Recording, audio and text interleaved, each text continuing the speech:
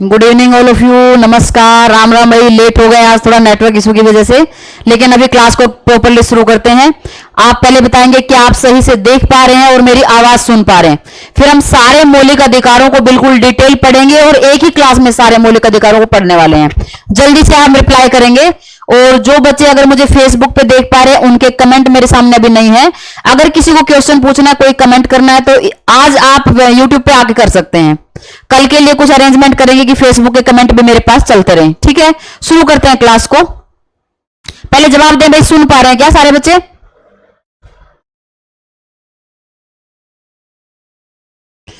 Facebook वाले बच्चों के पास ऑप्शन है, वहां पे लिंक दिया हुआ है आपके पास यूट्यूब का, तो यूट्यूब पे आके आप कमेंट कर सकते हैं। किसी भी तरह का सवाल है तो वो सवाल पूछ सकते हैं। आवाज क्लियर है? हाँ, सुभाष जोशी, राम राम भाई। पंडित जी क्या कह रहे हैं? मैडम मेरा कल का क्वेश्चन आपने दिया नहीं आंसर। कल के क्वेश्चन का आंसर भी मिल जाएगा। क्लास के लास्ट में हम लोग क्वेश्चन आंसर पूछेंगे आपसे। अभी हम शुरू करते हैं क्लास को। जितने भी बच्चे आए हुए सारे सेशन को शेयर कर देंगे और हम शुरू करते हैं मौलिक अधिकार।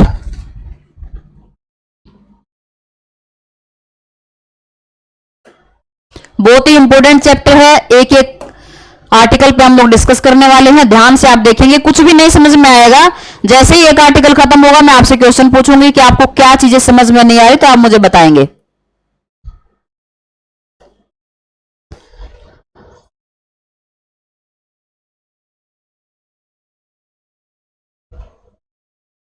थोड़ा साफ नहीं आ रहा, अभी आ जाएगा। सुभाष थोड़ी देर देखें फिर बताना मुझे सही से आ रहा है कि ना।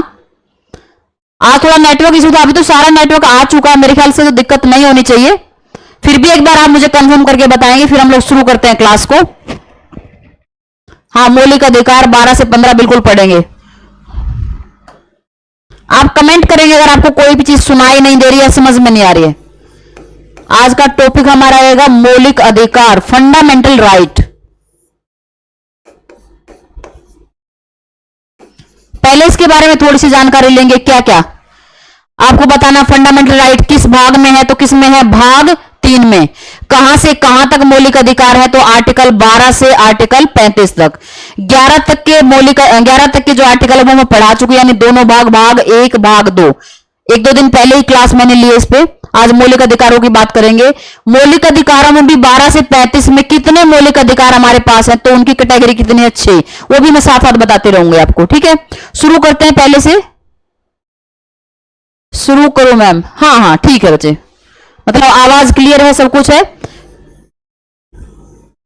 सबसे पहले हम बात करेंगे, कुछ आर्टिकल ऐसे होंगे जो कि जो 6 कैटेगरी मैंने आपको बताया उसमें शामिल नहीं होंगे, तो उसमें देखते हैं क्या लिखा हुआ। सबसे पहले देखेंगे आर्टिकल 12, अनुच्छेद 12 में क्या बात लिखी हुई है। अगर अनुच्छेद 12 आप देखेंगे, इसमें लिखा हुआ है राज्य की परिभाषा, स्टेट की परिभाषा किसके लिए? भाग 3 के लिए।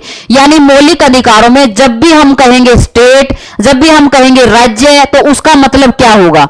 बार बार आपका आएगा आर्टिकल में कि राज्य ये नहीं कर सकता है, ये काम राज्य को करने की अनुमति नहीं है। तो यहां पे 12 में राज्य की डेफिनेशन दी हुई है, राज्य की परिभाषा दी हुई है कि किन किन लोगों को, किन किन संस्थाओं को हम राज्य कहेंगे। तो क्या दिया हुआ है? राज्य की परिभाषा। और राज्य की परिभाषा में आपको जान लेना कि किस किस को राज्य कहा गया है।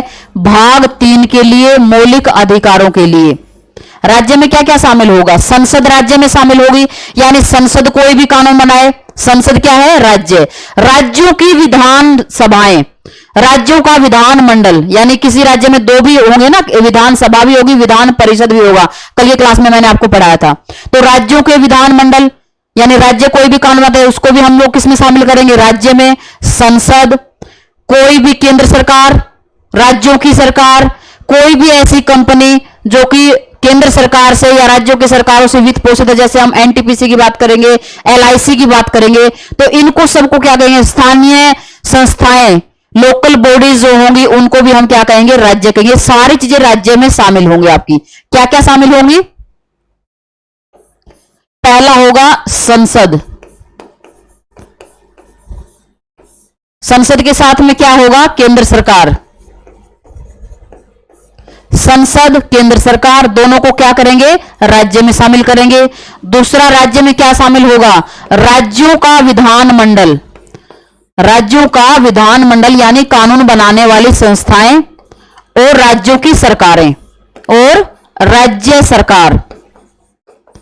इसी तरह से लोकल सरकारें होंगी जो ग्राम पंचायतें हैं, ग्राम पंचायतें और उनकी ग्राम पंचायतों की जो लोकल गवर्नमेंट है, और वैसी संस्थाएं जो कि सरकार से वित्त पोषित है यानी सरकार से फाइनेंस व सरकारी संस्थाएं हैं जैसे एनटीपीसी, एलआईसी, ठीक है, ये सब शामिल होंगे।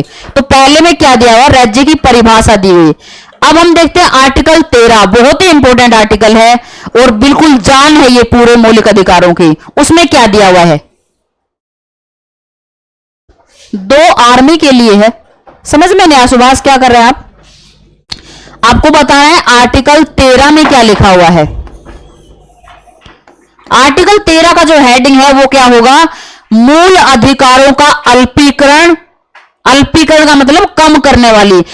अगर कोई भी ऐसा कानून बनता है जो मूल अधिकारों को समाप्त करता है या मूल अधिकारों को कम करता है तो उसका समाप्त कर दिया जाएगा। मूल अधिकारों को खत्म करने वाली, मूल अधिकारों को अल्पीकरण करने वाली जो भी विधियां होंगी उनको समाप्त माना जाएगा। इसमें 4 चीजें आपको याद रखनी है। पहली वो विधियां हैं जो संविधान लागू होने से पहले से मौजूद थी, यानी 26 जनवरी 1950 को भारत का संविधान लागू हुआ, उससे पहले भी तो बहुत सारे नियम कानून होंगे। उन नियम कानूनों को सबको खत्म नहीं किया जाएगा। मान लीजिए उनमें से कोई ऐसा कानून है, शिक्षा संबंधित कानून है, वो पूरा कानून बिल्कुल सही है, लेकिन उसमें एक लाइन ऐसे जो हमारे मूल अधिकारों का हनन करती, कैसे होगी? मान लीजिए उसमें दिया हुआ कि फला जाति के लोग इस स्कूल में नहीं जा सकते हैं, सरकारी स्कूल में, तो ये क्या है, मौलिक अधिकारों का हनन है। तो उस लाइन को, उस वो जो है प्रावधान, उसको हटा दिया जाएगा और बाकी पूरा जो कानून है उसको लागू कर दिया जाएगा। ठीक है। 13 में क्या दिया गया है कि संविधान लागू होने से पहले की जो विधियां हैं उनमें से जो भी विधि, जो भी लाइन, जो भी प्रावधान मौलिक अधिकारों को कम करता है, मौलिक अधिकारों को छीनता है, उसको उस सीमा तक हटा दिया जाएगा, बाकी को लागू किया जाएगा। ये तो बात की 26 जनवरी 1950 यानी संविधान लागू होने से पहले की विधियां। दूसरी बात क्या लिखता है आर्टिकल 13? दूसरी बात आर्टिकल 13 में लिखी हुई कि जो राज्य है, अभी मैंने राज्य की डेफिनेशन बता दी आपको।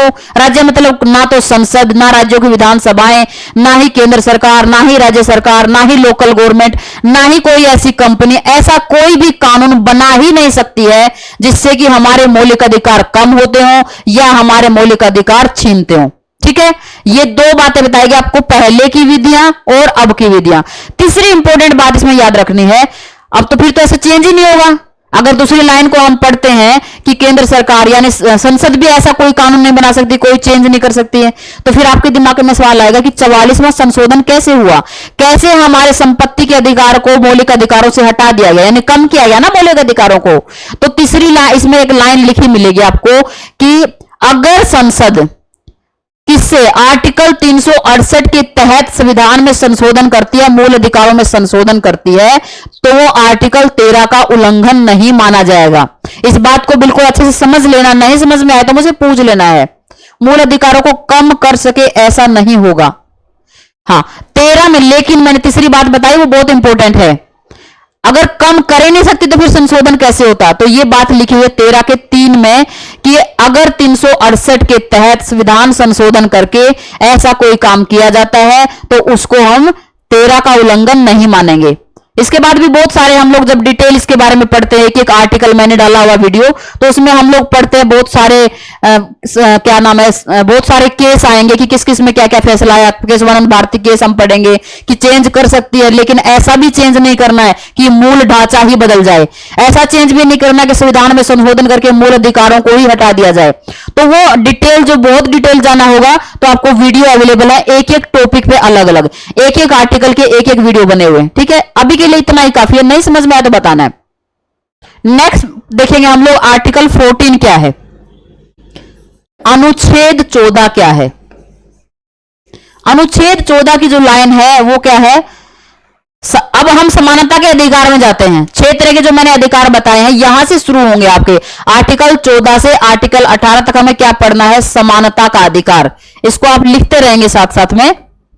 अब आपका अधिकार शुरू होंगे नंबरिंग पहला आ गया आपका समानता का अधिकार या समता का अधिकार।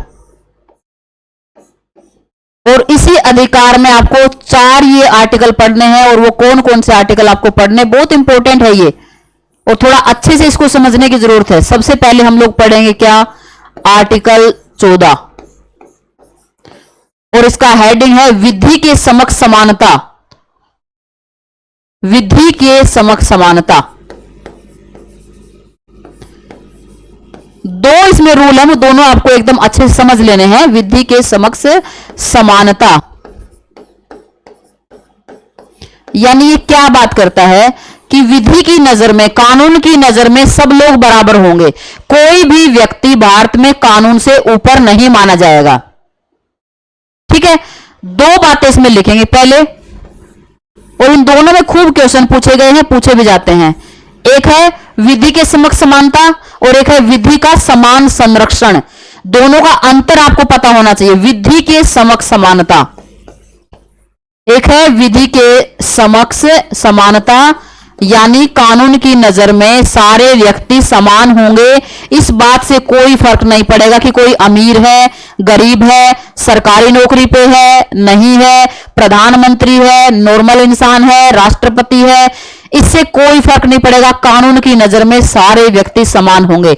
यानी न्यायालय में 2 व्यक्ति ऐसे खड़े हुए हैं जिन्होंने एक जैसा अपराध किया है। मान लीजिए चोरी के केस में 2 व्यक्ति आए, एक व्यक्ति बहुत गरीब है और दूसरा व्यक्ति बहुत पहुंच वाला है, तो कानून ये नहीं देखेगा कि ये गरीब है और ये अमीर है तो इनके साथ अलग अलग तरह का फैसला किया जाए, अलग अलग तरह का निर्णय किया जाए। कानून की नजर में वो दोनों ही व्यक्ति समान है, चाहे वो किसी भी ऊंचे पद पे व्यक्ति है, चाहे कितना भी लोअर क्लास व्यक्ति है या लेबर क्लास का व्यक्ति है, अनपढ़ है, कुछ भी है, तो कानून की नजर में क्या है, दोनों व्यक्ति समान है। ये वाला जो कानून है ये लिया गया है इंग्लैंड से। इंग्लैंड में इस तरह का कानून चलता है कि कानून की नजर में सब लोग क्या है, बराबर हैं। दूसरा आपने लिखा विधि का समान संरक्षण। विधि का समान संरक्षण, इसका मतलब क्या हुआ? यह कंसेप्ट लिया गया अमेरिका के संविधान से। अमेरिका में इस तरह का संविधान है। इसका मीनिंग क्या है कि समान के साथ समान बर्ताव किया जाएगा। इसको भी हम केस के थ्रू समझते हैं। समान के साथ समान बर्ताव कैसे होगा? मान लीजिए अभी 2 आदमी फिर हैं अलग, इनसे अलग 2 आदमी हैं, दोनों के ऊपर मर्डर का केस है। मर्डर के केस में दोनों कोर्ट में खड़े हुए हैं। एक ने मर्डर किया जानबूझ के और दूसरे व्यक्ति ने मर्डर कैसे किया है, अपनी जान बचाने के लिए। उससे अनजाने में हत्या हो जाती है अपना बचाव करते करते। तो दोनों की कंडीशन क्या है, अलग अलग हैं। यानी समान के साथ समान व्यवहार किया जाएगा। इसको बोलते हैं विधि का समान संरक्षण। दोनों को सेम सजा नहीं दी जाएगी।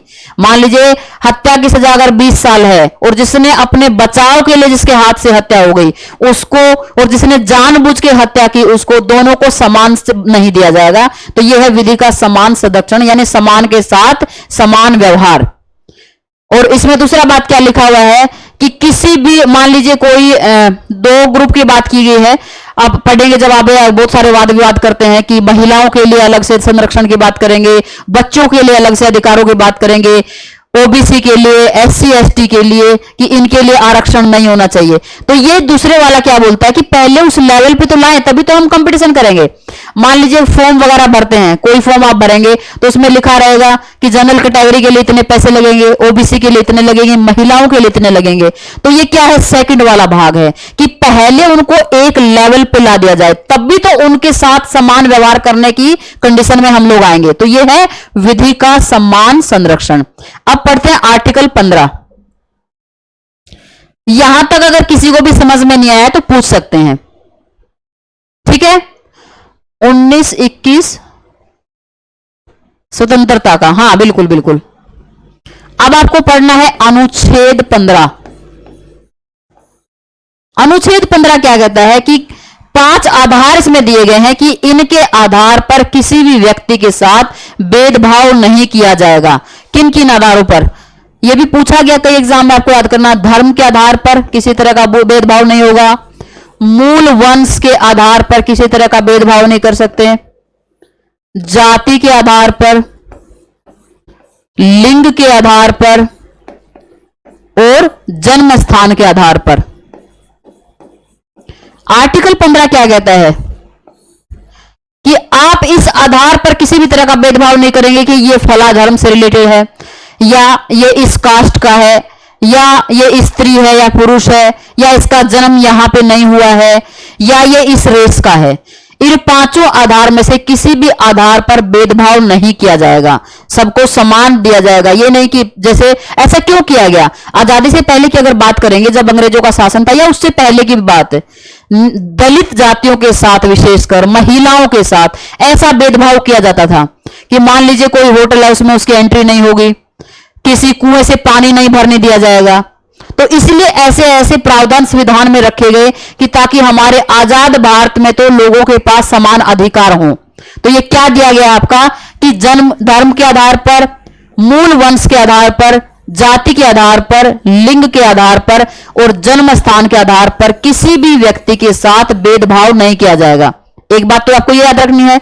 दूसरा, इसी में क्या प्रावधान दिए गए हैं कि जो लोग पिछड़े हुए हैं, किसी भी वजह से पिछड़े हुए हैं, यानी पहला इसमें देगा महिलाओं के उत्थान के लिए, बच्चों के उत्थान के लिए, ओबीसी के उत्थान के लिए, यानी पिछड़े वर्ग। पिछड़ा वर्ग मतलब किस सेंस में, शैक्षणिक और सामाजिक, यानी शिक्षा के क्षेत्र में पिछड़ा हुआ कोई वर्ग है या सामाजिक लेवल पे कोई पिछड़ा हुआ वर्ग है, उसके लिए, एससी एसटी के लिए। और बाद में 2019 में एक और जोड़ दिया गया है, पहले ये नहीं था, आर्थिक रूप से नहीं है। अगर ओबीसी की आप बात करें तो आर्थिक रूप से नहीं, सामाजिक और शैक्षणिक रूप से पिछड़े हुए वर्ग थे। अगर ओबीसी की भी बात करते हैं, एससी एसटी की बात करते हैं। अभी 2019 में 103वां संशोधन करके एक जोड़ दिया गया ईडब्ल्यूएस। ईडब्ल्यूएस क्या है, आर्थिक रूप से पिछड़ा हुआ वर्ग, और ये किसके लिए है, जनरल कैटेगरी के लिए। तो इसमें आपको अपवाद भी याद करने हैं कि महिलाओं के उत्थान के लिए अलग से प्रावधान किया जा सकता है, बच्चों के उत्थान के लिए अलग से प्रावधान कर सकते हैं, इसको आर्टिकल 15 का उल्लंघन नहीं माना जाएगा। पिछड़े वर्गों के लिए, और पिछड़े वर्ग आपको याद रखना, पिछड़े वर्ग मतलब किस सेंस में, आर्थिक रूप से नहीं, बल्कि दो सेंस आपको याद रखने, शैक्षणिक रूप से और सामाजिक रूप से पिछड़े। पहला क्या है, सामाजिक रूप से पिछड़े हुए वर्गों के लिए, और दूसरा क्या है, शैक्षणिक रूप से पिछड़े हुए वर्गों के लिए, यानी शिक्षा के क्षेत्र में शैक्षणिक रूप से पिछड़े वर्ग के लिए, एससी के लिए, एसटी के लिए, इन वर्गों के विकास के लिए अलग से अगर कुछ भी प्रावधान किया जाता है, कोई रिजर्वेशन होता है लोकसभा में, राज्यों की विधानसभाओं में या पंचायतों में आरक्षण होता है, 14 साल से कम आयु के बच्चों के लिए अलग से प्रावधान है आपका शिक्षा का नियम में, तो ये इसका उल्लंघन नहीं माना जाएगा कि भाई इसमें तो भेदभाव की बात ही नहीं की गई है। तो ये क्या है, अपवाद है। ठीक है, अगला क्या जोड़ा गया, ईडब्ल्यूएस। और ये क्या है, कैसी दृष्टि से पिछड़ा हुआ है, आर्थिक दृष्टि से पिछड़ा वर्ग, आर्थिक रूप से पिछड़ा हुआ। इसके बारे में सवाल एक पूछा भी गया है, आ भी सकता है आगे, कि ईडब्ल्यूएस आर्थिक रूप से पिछड़ा हुआ वर्ग किस कैटेगरी का वर्ग है। तो ये क्या आएगा आपका, सामान्य वर्ग, जनरल कैटेगरी के जो होंगे उन्हीं को दिया जाएगा ईडब्ल्यूएस। क्लियर है सबको 15, यही है पूरा 15। 16 के बारे में पढ़ते हैं, लोक नियोजन के विषय में अवसर की समानता। अगर इसका हेडिंग आप पढ़ेंगे, लोक नियोजन मतलब क्या होता है, लोक नियोजन पब्लिक एम्प्लॉयमेंट, लोक नियोजन के बारे में अवसर की समानता की बात करता है, अवसर की समानता। इसमें भी आपको सारे आधार याद करने हैं, क्या क्या आधार इसमें दिए गए कि किस किस आधार पर, मतलब क्या कह रहा है ये, सरकारी नौकरियों के मामले में, जॉब के मामले में सबको समान अवसर दिए जाएंगे, किसी के साथ भेदभाव नहीं किया जाएगा। ये भेदभाव नहीं होगा कि ये स्त्री है तो ये वाला पेपर नहीं दे सकती, या इस नौकरी पे इसको नहीं रखा जाएगा, ये ओबीसी है इसलिए नहीं रखा जाएगा, एससी है, एसटी है, या ये कहीं और पैदा हुआ है, इस राज्य में पैदा नहीं हुआ है। तो हम देखते हैं कौन कौन सी कैटेगरियां इसमें है, पहले याद करेंगे। 5 कैटेगरियां तो सेम आपको याद करनी है, किस किस आधार पर भेदभाव नहीं होगा, धर्म के आधार पर किसी तरह का भेदभाव नहीं होगा, मूल वंश के आधार पर किसी भी तरह का भेदभाव नहीं होगा, जाति के आधार पर कोई भेदभाव नहीं किया जाएगा, लिंग के आधार पर कोई भेदभाव नहीं किया जाएगा, जन्म स्थान के आधार पर कोई भेदभाव नहीं किया जाएगा। और प्लस दो और वर्ड आपको याद रख लेने हैं। एक इसमें है उद्भव के आधार पर कोई भेदभाव नहीं होगा, डिसेंट के आधार पर, यानी आपका जन्म कहां पे हुआ है। और एक और याद कर लेना है आपको, सातवां, और यह है निवास के आधार पर भी कोई भेदभाव नहीं होगा कि आप कहां पे रहते हैं, इस आधार पर भी भेदभाव नहीं किया जाएगा। तो ये नौकरियों में आरक्षण की बात करता है। इसमें भी आपको अपवाद सेम पढ़ने हैं कि ये भी क्या करता है, महिलाओं के लिए, बच्चों के लिए, ओबीसी के लिए, एससी एसटी के लिए, ईडब्ल्यूएस के लिए, सबके लिए अलग से प्रावधान, उनके उत्थान के लिए अलग से प्रावधान किया जा सकता है। ठीक है, नेक्स्ट पढ़ेंगे हम आर्टिकल 17, और इसको लाना तो बहुत ही इंपॉर्टेंट था। आर्टिकल 17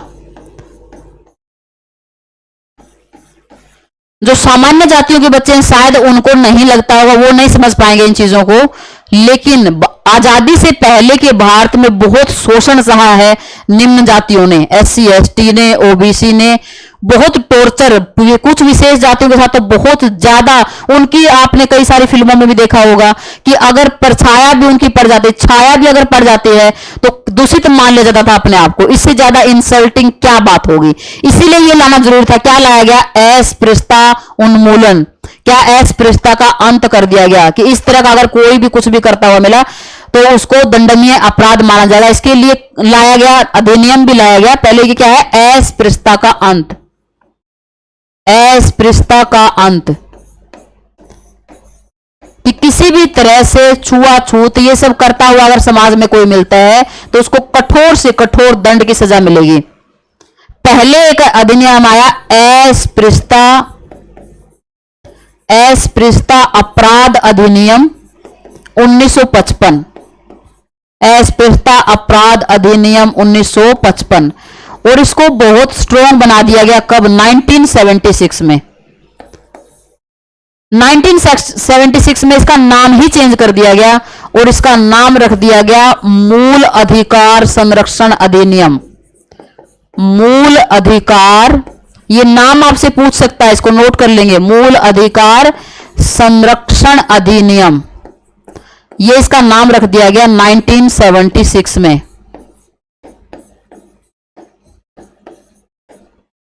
इसमें क्या क्या शामिल होगा, छुआछूत में क्या क्या शामिल होगा, किसी को कुएं से पानी ना भरने देना, किसी भी होटल में खाना ना खाने देना, किसी भी पब्लिक सड़क पे जाने नहीं देना, किसी विशेष स्कूल में उनके बच्चों को एंट्री नहीं देना, ये क्या है, सब छुआछूत है। तो इसका बिल्कुल एकदम कड़ा विरोध किया गया और हमें भी करना चाहिए एक बढ़िया नागरिक होने के नाते। राजीव गांधी द्वारा कठोर किया गया 1976 में। हाँ बिल्कुल सही है। नेक्स्ट हमें पढ़ेंगे आर्टिकल 18, अनुच्छेद 18 में क्या दिया गया है, उपाधियों का अंत। उपाधियों का अंत, इसके बारे में भाई जरूर वीडियो देख लेंगे, सक्सेस इंडिया के चैनल पे वीडियो बना हुआ है। बहुत सारे डिसीजन भी आए इसमें सुप्रीम कोर्ट के, क्या क्या इसमें किस किस चीज को अलाउड किया गया, किसको नहीं किया गया। उपाधियों का अंत, ये आर्टिकल लाने की क्या जरूरत है। जब हम पढ़ेंगे अंग्रेजों का शासन तो आपने पढ़ा वंशानुगत उपाधियां मिलती थी, राय बहादुर, दीवान बहादुर, इस तरह की उपाधियां मिलती थी। तो उसे क्या है, विशेष फीलिंग आ रही है, मूल अधिकारों का हनन है, समानता के अधिकार के खिलाफ थी ये चीजें, इसलिए उपाधियों के अंत की बात की गई। इसमें भी लेकिन 2 उपाधियों को अलाउड किया गया है। 3-4 पॉइंट इसमें याद रखेंगे। एक है शिक्षा संबंधी उपाधियां और दूसरी है सेना संबंधी उपाधियां। इन दोनों को अलाउड किया गया, ये उपाधियां दी जा सकती हैं, ये दोनों उपाधियां दी जा सकती हैं। क्यों, ये वंशानुगत नहीं मिल रही हैं, ये क्वालिफिकेशन से मिल रही हैं, मेहनत करने से मिल रही हैं। तो 2 उपाधियां शामिल हैं। दूसरा आपको क्या याद रखना है, भारत का अगर कोई नागरिक है, भारतीय नागरिक जो होगा वो विदेशों से कोई उपाधि नहीं ले सकता। भारतीय नागरिक विदेशी उपाधि नहीं ले सकता है, विदेशी उपाधियां लेने की उसको मनाही है। तीसरा आपको क्या याद रखना, अगर कोई विदेशी भारत में है, भारत का नागरिक नहीं है, कोई विदेशी है लेकिन भारत में जॉब करता है, भारत में उसकी नौकरी है, और वो चाहे कि उसके, मान लीजिए उसके अपने ही देश से कोई, मान लीजिए रूस का व्यक्ति है, भारत में आके नौकरी कर रहा है, और रूस चाहे कि उसको उपाधि दे दे, तो वो राष्ट्रपति से पूछे बिना उपाधि नहीं ले सकता है। अगर राष्ट्रपति की अनुमति है तो वो उपाधि ले सकता है, राष्ट्रपति की अनुमति अगर नहीं मिलती है तो उपाधि नहीं ले। किसके बारे में बात कर रहे हैं? विदेशी के बारे में। अगर कोई विदेशी भारत में नौकरी कर रहा है, भारत में सेवारत है, तो उसको उपाधि कैसे मिलेगी? वो उपाधि ले सकता है, लेकिन राष्ट्रपति की अनुमति से, राष्ट्रपति की अनुमति से लेगा। फिर एक मुद्दा आएगा कि आप देखते हैं भारत रत्न पुरस्कार, पद्म भूषण, पद्म विभूषण, कि किसी ने सुप्रीम कोर्ट में केस डाल दिया कि ये भी तो उपाधियां ही हैं, कि किसी को पद्मश्री से नवाजा जा रहा है, किसी को पद्म भूषण से। तो एक डिसीजन आया सुप्रीम कोर्ट का, और सुप्रीम कोर्ट ने क्या कहा कि जो ये 4 तरह की कैटेगरी के हम लोग अवार्ड देते हैं, कौन कौन से? भारत रत्न, पद्म भूषण, पद्म विभूषण और पद्मश्री, कि ये जो है ये उपाधियां नहीं है। सुप्रीम कोर्ट ने कहा कि ये उपाधियां तो नहीं है, लेकिन जिस व्यक्ति को ये मिला हुआ है, जिसको भारत रत्न मिल गया है, इन तीनों में से कोई भी पुरस्कार मिला हुआ है, तो उसको वो ना तो अपने नाम के आगे यूज कर सकता है और ना ही अपने नाम के पीछे यूज कर सकता है। यानी नाम के आगे पीछे उसको लगाने की अनुमति नहीं है। अगर ऐसा करता हुआ पाया जाता है तो उसका वापिस छीन लिया जाएगा। ठीक है, ये जो चारों तरह के जो अवार्ड मिले हुए हैं, तो इसका एकदम याद रखना आपको, ये उपाधियां नहीं है, इसको दिया जा सकता है, लेकिन इसको नाम के आगे या नाम के पीछे प्रयोग नहीं किया जा सकता है। अब हम पढ़ेंगे आर्टिकल 19, बहुत ही इंटरेस्टिंग, और इसके बारे में आपको आपातकाल में भी हमने विशेष पढ़ाया था कि कौन कौन से आर्टिकल इससे रिलेटेड है। आपको क्या पढ़ना है? अनुच्छेद 19। और अनुच्छेद 19 क्या देता है आपको? 6 तरह की आजादियों की बात करता है, 6 तरह की स्वतंत्रताओं की बात करता है। तो 6 की 6 स्वतंत्रताएं आपको याद होनी चाहिए। कौन कौन सी 6 स्वतंत्रताएं मिली हुई आपको? पहला है वाक और अभिव्यक्ति की स्वतंत्रता, यानी बोलने की। आप हम लोग बात कर रहे हैं, बोल सकते हैं। जो व्यक्ति नहीं बोल सकता वो लिख सकता है, न्यूज़पेपर में डाल सकता है, मीडिया पे आकर कर सकते हैं, चित्र बना के हम अपनी बातों को व्यक्त कर सकते हैं। ये क्या है? वाक और अभिव्यक्ति की स्वतंत्रता है। तो पहला क्या है? वाक और अभिव्यक्ति की स्वतंत्रता। वाक प्लस अभिव्यक्ति। अभिव्यक्ति किसी भी उसमें हो सकती है, जरूरी नहीं कि बोल के ही अभिव्यक्ति की जाए। दूसरा, किसी भी तरह का संगम बना सकते हैं, संघ बना सकते हैं, और सहकारी समितियां बना सकते हैं। सहकारी समितियां, ये सहकारी समितियों के बारे में आपसे क्वेश्चन पूछा जा सकता है, क्योंकि ये वर्ड पहले नहीं था उसमें, इसको बाद में ऐड किया गया है 2011 में 97वां संशोधन करके। तो इसको याद रख लेना, पहले संगम और संघ के बारे में होता था। ठीक है। तीसरी आजादी किस तरह की है? कोई भी आप संगठन बना सकते हैं, संगठन बनाने की आजादी आपके पास है। देश में कहीं भी आप घूम फिर सकते हैं, संचरण कर सकते हैं। संगठन बनाना, देश में कहीं भी घूमने फिरने का। पांचवा क्या है? कहीं भी बस जाने का, आप कहीं भी जाकर बस सकते हैं।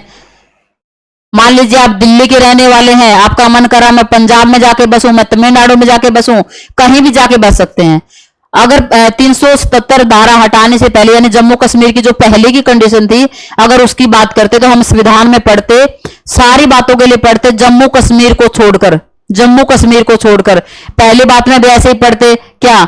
घूमने की आजादी जम्मू कश्मीर को छोड़कर, बस जाने की आजादी जम्मू कश्मीर को छोड़कर। अब नहीं, पूरे भारत के लिए है। और छठी आजादी आपके पास क्या है? आप किसी भी तरह का कारोबार कर सकते हैं, कोई भी व्यवसाय कर सकते हैं, किसी भी तरह का काम कर सकते हैं आजीविका का। तो 6 की 6 कैटेगरी आपको याद करनी है, 6 तरह की आजादी आपके पास है। मैंने पढ़ा था आपको आर्टिकल 358, इसको साथ में याद रखेंगे आप, रिवीजन करवाने के लिए आपको बता रही हूं मैं। आर्टिकल 358 क्या है? जैसे ही देश में इमरजेंसी लागू होगी, जैसे ही देश में इमरजेंसी आपातकाल लागू होगा, 358 में लिखा हुआ है कि ये जो 6 की 6 हमारी आजादी मिली हुई है, ये ऑटोमेटिक आपकी सस्पेंड हो जाएंगी, इनको स्थगित कर दिया जाएगा कुछ दिन के लिए, ये आपके पास आजादी नहीं रहेंगी। ठीक है, नेक्स्ट पढ़ेंगे आर्टिकल 20। अनुच्छेद 20 में क्या दिया हुआ है? अपराध के लिए अगर कोई दोष सिद्ध व्यक्ति है, अपराध के दोष सिद्ध व्यक्ति के बारे में अधिकार दिए गए हैं कि उसके पास क्या क्या अधिकार हैं। और एक इंटरेस्टिंग बात आपको बताते हैं, आर्टिकल 20 और आर्टिकल 21 ऐसे अधिकार हैं जो इमरजेंसी में भी इन पर रोक नहीं लगाई जा सकती। किसी भी तरह की इमरजेंसी में आर्टिकल 20 और आर्टिकल 21 यानी 2 मौलिक अधिकार ऐसे हैं जो हमेशा हमारे पास बने रहेंगे, 20 और 21। तो 20 में पढ़ते हैं, 20 में क्या क्या बातें दी गई हैं। 20 में पहला पॉइंट दिया गया है कि आपको उसी अपराध की सजा दी जा सकती है जिस समय आपने किया है। अगर आपने किसी भी कानून का उल्लंघन किया है तब भी आपको सजा दी जा सकती है, अदरवाइज आपको सजा नहीं दी जाएगी। मान लीजिए पहले कोई कानून था, अगर उसको तोड़ने की सजा होती थी, लेकिन उस कानून को हटा दिया गया, उसके बाद आपने वो अपराध किया तो आपको वो सजा नहीं मिलेगी। उस टाइम पर जिस अपराध के लिए जिस समय पर जितनी सजा है उससे ज्यादा सजा नहीं दी जा सकती। कैसे? मान लीजिए किसी में चेंज हुआ, पहले कोई ऐसा जुर्म था, मान लीजिए चोरी के लिए पहले 6 साल की सजा थी और बाद में 2020 उसको बाद में चेंज कर दिया गया, उसको कर दिया गया 6 साल से बढ़ा के 8 साल। और अपराध किया है उस टाइम पे जब सजा 6 साल थी तो उसको 6 साल की ही सजा मिलेगी। ये नहीं कि अपराध करने के बाद अगर कोई चेंज होता है विधि में, किसी कानून में, उसके अकॉर्डिंग सजा नहीं मिलेगी। मतलब कहने का मतलब क्या है कि जिस टाइम पे आपने कोई अपराध किया है उस टाइम पे जिस कानून के लिए जितनी सजा थी वो उतनी ही सजा आपको मिलेगी, उससे ज्यादा सजा नहीं मिलेगी। दूसरा क्या है, एक ही अपराध के लिए 2 बार सजा नहीं मिल सकती है। अगर किसी ने मर्डर किया है, एक बार उसने मर्डर के लिए जो सजा होती है वो काट दी है, ऐसा नहीं कि उसको उसी मर्डर के लिए दोबारा सजा मिले। अगर उसने दोबारा किया तो दोबारा मिलेगी। एक ही अपराध के लिए 1 से अधिक बार सजा नहीं दी जा सकती है। ठीक है। तीसरा क्या है, किसी व्यक्ति ने कोई भी अपराध कर दिया है, किसी की हत्या कर दी, उस खुद व्यक्ति को यह मजबूर नहीं किया जाएगा कि आप अपने खिलाफ ही गवाही दें। आप खुद से हां भरें कि मैंने ही उसकी हत्या की है, यानी खुद के खिलाफ किसी को भी गवाही देने के लिए मजबूर नहीं किया जा सकता। ये 3 बातें याद रखनी है। जिस टाइम पे आपने कोई अपराध किया है उस टाइम पे जो भी कानून, जो भी नियम अधिनियम लागू थे उसी के अकॉर्डिंग आपको सजा मिलेगी। दूसरा, एक अपराध के लिए 1 से अधिक बार सजा नहीं दी जा सकती है। और तीसरा क्या है, आपको स्वयं के खिलाफ, खुद के खिलाफ गवाही देने के लिए मजबूर नहीं किया जा सकता। यह आपका आर्टिकल 20। अब पढ़ते हैं आर्टिकल 21 में क्या दिया हुआ है। आर्टिकल 21 बहुत बड़ा आर्टिकल है, बहुत सारे इसमें सुप्रीम कोर्ट में वाद आए हैं, बहुत सारे फेमस वाद है। मेनका गांधी केस आप पढ़ेंगे, बहुत सारी चीजों को, जीवन की बहुत सारी चीजों को इसमें ऐड कर दिया गया कि यह भी आर्टिकल 21 का हिस्सा है। सोने का अधिकार, चैन से रहने का अधिकार, विदेशों में जाने का अधिकार, घूमने फिरने का अधिकार, शांतिपूर्वक जीवन व्यतीत करने का अधिकार, निजता का अधिकार, ये सारे अधिकारों को शामिल कर दिया गया किसमें, आर्टिकल 21 में। तो आर्टिकल 21 का नाम क्या है, जीवन, आर्टिकल 21 का ही नाम है जीवन का अधिकार। तो इसका अलग से, इसका भी मैं आपको बोलूंगी कि आप अलग से वीडियो पढ़े। बहुत सारा बड़ा सारा आर्टिकल है, क्या क्या चीजें इंक्लूड है, कौन कौन से डिसीजन आए हैं, है क्या, जीवन का अधिकार है। तो जीवन के अधिकार में क्या क्या शामिल है इसके बारे में बहुत सारे आपसे क्वेश्चन पूछे जाते हैं। मेनका गांधी केस इसमें मेन केस है। अब आपको पढ़ना आर्टिकल 22, अनुच्छेद 22। और अनुच्छेद 22 किसके बारे में बात करता है, अगर किसी भी व्यक्ति को गिरफ्तार कर लिया गया, ये गिरफ्तारी और निरोध के बारे में अधिकारों की बात करता है। अगर किसी भी व्यक्ति को अरेस्ट कर लिया गया तो उसके पास क्या क्या अधिकार हैं इसकी ये बात करेगा। पहला, कारण बताना पड़ेगा। पहला क्या है, किसी भी व्यक्ति को अगर गिरफ्तार किया गया है तो उसको बताना पड़ेगा कि भाई क्या कारण है, किस कारण की वजह से आपको गिरफ्तार किया गया। दूसरा, उसको 24 घंटे के अंदर अंदर 24 घंटे के अंदर अंदर मजिस्ट्रेट के सामने यानी जज के सामने पेश करना पड़ेगा। ये नहीं कि आप उठा के ले गए, गिरफ्तार करके थाने में ले गए हैं और कई दिन तक वहीं पे रखा हुआ है। 22 क्या दिया हुआ है कि 24 घंटे के अंदर आपको मजिस्ट्रेट के सामने, जज के सामने उस व्यक्ति को पेश करना पड़ेगा। और इस 24 घंटे में जो यात्रा में टाइम लगेगा, मान लीजिए उसके घर से उठाकर थाने तक ले जाने में जितना टाइम लगा उसको हटा दिया जाएगा, उसके बाद के 24 घंटों को कैलकुलेट करेंगे। ठीक है। तीसरी बात क्या दी गई है कि आपको यह अधिकार है कि आप अपनी पसंद का वकील कर सकें।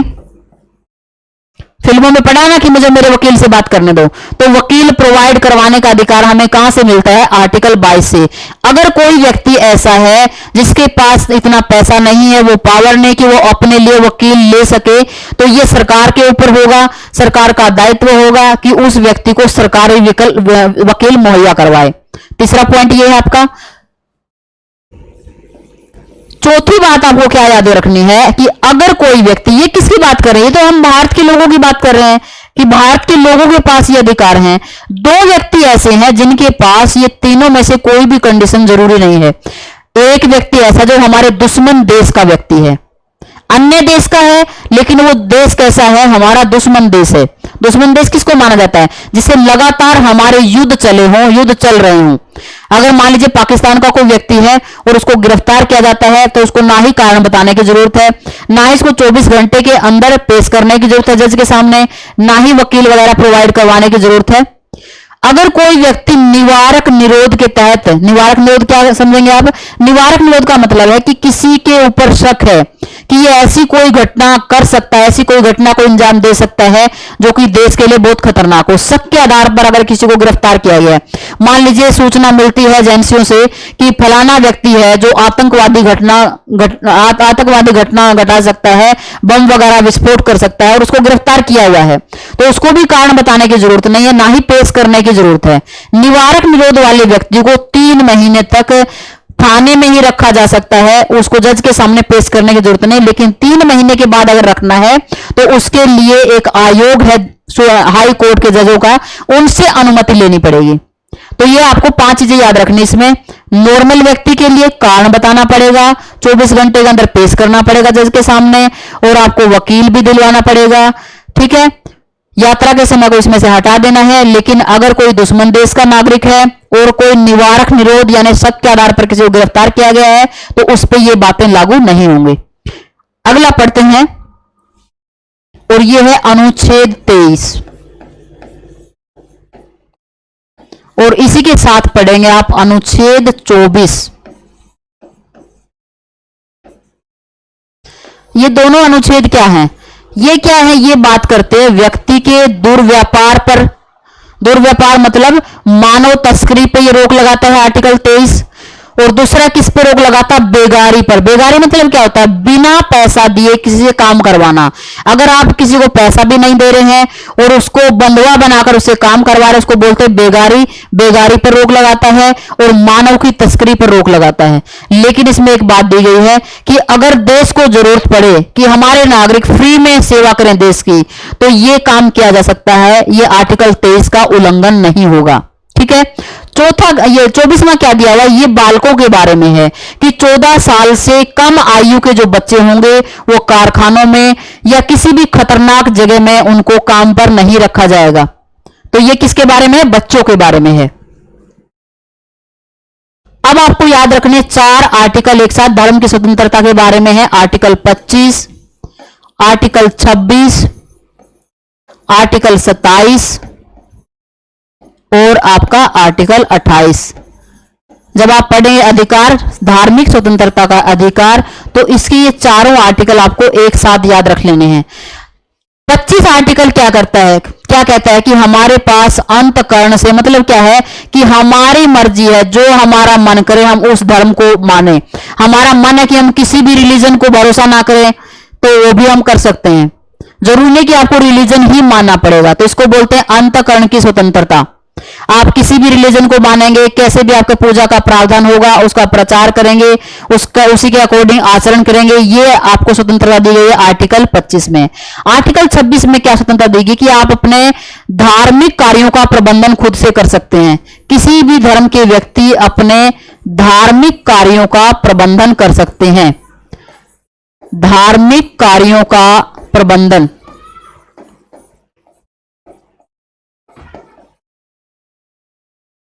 अपने धर्म के विकास के लिए अगर वो कोई काम कर रहे हैं तो ये भी हमारे पास आजादी है कि हम अपने धर्मों के विकास के लिए काम करें। 27 क्या दिया हुआ है कि राज्य किसी भी ऐसे टैक्स से किसी एक विशेष धर्म के विकास के लिए काम नहीं कर सकता है। यानी मान लीजिए किसी एक धर्म विशेष के लिए कोई काम किया जा रहा है, धर्मों के सब धर्मों के विकास के लिए राज्य काम करेगा, लेकिन अगर किसी एक विशेष धर्म के लिए कोई काम किया जा रहा है तो दूसरे धर्म के किसी भी व्यक्ति को फोर्स नहीं कर सकते हैं, दबाव नहीं दिया जा सकता है कि आप इसके लिए टैक्स दें। ठीक है, दूसरे धर्मों के विकास के लिए राज्य सारे धर्मों को सेम कैटेगरी में मान के चलेगा कि सब धर्मों के विकास के लिए काम करना है, लेकिन किसी भी व्यक्ति को धार्मिक कार्यों के लिए, दूसरे धर्म के कार्यों के लिए टैक्स देने के लिए मजबूर नहीं किया जा सकता है। क्लियर सबको? तो ये किसके बारे में है? टैक्स के बारे में है। आर्टिकल 28 क्या दे रहा कि अपने धर्म के विकास के लिए धार्मिक संस्थाएं धार्मिक शिक्षा देने के बारे में ये भी हमारे पास अधिकार है कि हम अपने धर्म के विकास के लिए धार्मिक शिक्षाएं दें। लेकिन इस तरह की शिक्षाओं के लिए मान लीजिए स्कूल में और भी किसी अन्य धर्म के भी बच्चे पढ़ रहे हैं तो उनको मजबूर नहीं किया जा सकता है कि हमारी धार्मिक एक्टिविटी में आप इंक्लूड हो। वो उनके ऊपर डिपेंड करेगा, अगर इंक्लूड होना चाहते हैं तो ठीक है, नहीं तो धार्मिक कार्यों के लिए विकास की सारी हमारे पास आजादी है, लेकिन दूसरे धर्म के लोगों को इसके लिए हम फोर्स नहीं कर सकते हैं, उस पर दबाव नहीं डाल सकते हैं। तो ये है आपकी धार्मिक स्वतंत्रता। अब हम बात करेंगे अनुच्छेद 29 और 30 की, जो कि है अल्पसंख्यकों के बारे में, यानी माइनॉरिटीज के बारे में बात करता है। अनुच्छेद 29 और अनुच्छेद 30। अनुच्छेद 29 क्या है कि अल्पसंख्यकों को अपनी संस्कृति, भाषा, लिपि, इसके विकास के लिए काम करने की पूरी आजादी है कि वो अपनी जो रीति रिवाज है, अपनी भाषा है, बोली है, लिपि है, उसका विकास कर पाए। जैसे आप नॉर्थ इंडिया के लोगों को देखेंगे, नॉर्थ ईस्ट के लोगों को देखेंगे कि अलग अलग उनके प्रोग्राम होते हैं अपने कल्चर को बचाने के लिए, पूरा डेडिकेटेड होते हैं। तो ये हमारे पास अधिकार हैं। अल्पसंख्यक वर्ग के हितों के लिए कौन अधिकार देता है? 29 की आप अपने वर्ग के विकास के लिए कोई भी कार्य आप कर सकते हैं। अपने एक्टिविटी के लिए क्या क्या इसमें इंक्लूड रहेगा? 2 तरह के अल्पसंख्यक देश में हैं। एक है भाषाई अल्पसंख्यक। आपसे ये क्वेश्चन पूछा जाएगा कि किस किस तरह के अल्पसंख्यक हैं? भाषाई आधार पर अल्पसंख्यक हैं और दूसरा क्या है? धार्मिक आधार पर अल्पसंख्यक। 2 तरह के अल्पसंख्यकों की बात करता है आर्टिकल 29। आर्टिकल 30 क्या कह रहा है? जैसे धर्म के बारे में बात की थी वहां पे, ऐसे अल्पसंख्यकों को भी अधिकार है कि वो अपनी शैक्षणिक संस्थाओं का निर्माण करें, उनके विकास का काम करें। तो यहां क्या करेंगे? अपने कल्चर को बचाने का काम कर रहे हैं जो अल्पसंख्यक है, और यहां पे क्या करेंगे? संस्थाओं की स्थापना करेंगे। ठीक है, अब हम पढ़ते हैं 32। आपको पता ही है कि पूरे मौलिक अधिकारों की रक्षा करने के लिए एक अनुच्छेद बनाया गया है जिसकी संख्या है 32। यानी मौलिक अधिकारों का हनन होने पर हम डायरेक्ट सुप्रीम कोर्ट में जा सकते हैं और सुप्रीम कोर्ट के पास 5 रीट जारी करने की पावर है, और ये सारी रीट डिटेल पढ़ाई जा चुकी है। आप वीडियो सेक्शन में जाएंगे और वहां जाके पढ़ लेंगे पूरा कि 5 तरह की रीट क्या क्या है, उनके मतलब क्या है। तो 32 क्या है कि जब भी हमारे मौलिक अधिकारों का हनन होता है तो हम डायरेक्ट सुप्रीम कोर्ट में जा सकते हैं, और सुप्रीम कोर्ट हमारे मौलिक अधिकारों की रक्षा के लिए 5 अलग अलग प्रकार की रीट जारी करेगा। और इसी के लिए एक आर्टिकल और आपको याद रखना है, वो क्या है? हाई कोर्ट के लिए। हाई कोर्ट के लिए कौन सा आर्टिकल होगा बताएं भाई? हाई कोर्ट भी 5 तरह की रीट जारी कर सकता है, और वो क्या है? अनुच्छेद 226 के तहत उनके पास भी 5 तरह की रीट जारी करने की पावर है मौलिक अधिकारों को बचाने के लिए। अगला आर्टिकल आप पढ़ेंगे आर्टिकल 33 और आर्टिकल 34। आर्टिकल 33 और दूसरा है आर्टिकल 34। ये किसके बारे में है? आर्टिकल 33 रोक लगाएगा। ये किस किस पर रोक लगाएगा? अर्धसैनिक बलों की बात करेंगे। कोई व्यक्ति अर्धसैनिक बलों में है कोई व्यक्ति पुलिस सेवा में है, कोई व्यक्ति सेना में है, कोई व्यक्ति खुफिया एजेंसी में है, यानी यहां इस डिपार्टमेंट में काम करने वाले कोई भी व्यक्ति, चाहे वो अधिकारी हो, चाहे वहां खाना बनाने वाले व्यक्ति हो, कोई भी हो सकता है, तो उनके अधिकारों पर कुछ प्रतिबंध लगाती है संसद। ये काम कर सकती है और इसके लिए काम किया हुआ भी है। सेना अधिनियम 1950 है, वायुसेना अधिनियम 1950 है, कई सारे ऐसे अधिनियम हैं जो क्या कहता है कि आपके पास ये अधिकार नहीं। कई सारी जो मौलिक अधिकार हमें प्राप्त है, नॉर्मल लोगों को प्राप्त है, वो इस सेना में, इन सेनाओं में, इन फोर्स में काम करने वालों के पास नहीं। इसके कारण क्या है? मान लीजिए हमारे पास वाक और अभिव्यक्ति की स्वतंत्रता है कि हमें जो भी बातें पता है हम बोल दें, आके कहीं पे यूट्यूब चैनल पे बोल दिया, आपने कहीं भी बोल दिया। कोई व्यक्ति खुफिया एजेंसी का व्यक्ति है, उसके पास ऐसी खुफिया जानकारी, अगर उस खुफिया जानकारी को उजागर कर दे तो वो देश के लिए बहुत हानिकारक होगा। इसलिए उसके कुछ मौलिक अधिकारों को सीमित करता है। क्या है वो? आर्टिकल 33। आर्टिकल 34 किसकी बात करता है? ये बात करता है मार्शल लॉ। मार्शल लॉ का मतलब क्या है? सेना का शासन। मान लीजिए किसी भी इलाके में दंगा फसाद हो गया और वहां की पुलिस, वहां का प्रशासन उसको कंट्रोल नहीं कर पा रहा है, तो उसके लिए सेना बुलाई जाएगी और सेना के हवाले कर दिया जाएगा। उसको क्या बोलते हैं? Martial law. यानी वो सेना ही सारा उस इलाके का देखरेख करेगी। किसी भी तरह का दंगा होने पर, युद्ध होने पर, किसी तरह की अशांति होने पर 34 लागू कर दिया जाएगा। और ये आपातकाल से बिल्कुल अलग है। ठीक है, आपातकाल अलग चीज है और ये अलग चीज है। 35 के बारे में आपको पता ही है कि जितने अनुच्छेद हमने अभी पढ़े हैं, इनके बारे में किसी तरह के नियम बनाने की पावर सिर्फ और सिर्फ किसके पास है? वो है संसद के पास, पार्लियामेंट के पास। पार्लियामेंट के पास ये पावर है कि भाग 3 के मौलिक अधिकारों से संबंधित कोई नियम, अधिनियम बना सकती है, जिनकी हमने बात की। अस्पृश्यता के बारे में अधिनियम बनाया, आर्टिकल 33 के बारे में बहुत सारे अधिनियम बनाएंगे। तो भाग 3 में यानी मौलिक अधिकारों के बारे में अगर कोई भी नियम बनाना है, कोई कानून बनाना है, तो ये पावर आर्टिकल 35 किसको देता है? पार्लियामेंट को देता है। यही है पूरा मोटा मोटी आपका मूल अधिकार। अगर आपको डिटेल पढ़ना है तो एक एक वीडियो मेरे अवेलेबल है सक्सेस इंडिया के चैनल पर। उसमें पूरे वीडियो में आपको एक ही आर्टिकल मिलेगा। उतना डिटेल पढ़ने की जरूरत अगर किसी को है, किसी ऐसे एग्जाम की आप तैयारी कर रहे हैं, तो आप वहां से देख सकते हैं। आज के लिए इतना ही रखते हैं। किसी को भी किसी भी तरह का डाउट है, कोई भी चीज समझ में नहीं आई है, तो आप कमेंट बॉक्स में लिख देंगे। अगर आप फेसबुक पे देख रहे हैं, फेसबुक पे भी व्हाट्सएप का नंबर लिखा हुआ है, तो वहां से भी आप मैसेज कर सकते हैं। टेलीग्राम का लिंक दिया हुआ है, या कमेंट बॉक्स में भी आप कल की क्लास में भी कर सकते हैं। आज के लिए इतना ही रखते हैं, फिर कल मिलेंगे क्लास में। तब तक के लिए अपना ध्यान रखें। गुड नाइट, जय हिंद, जय भारत।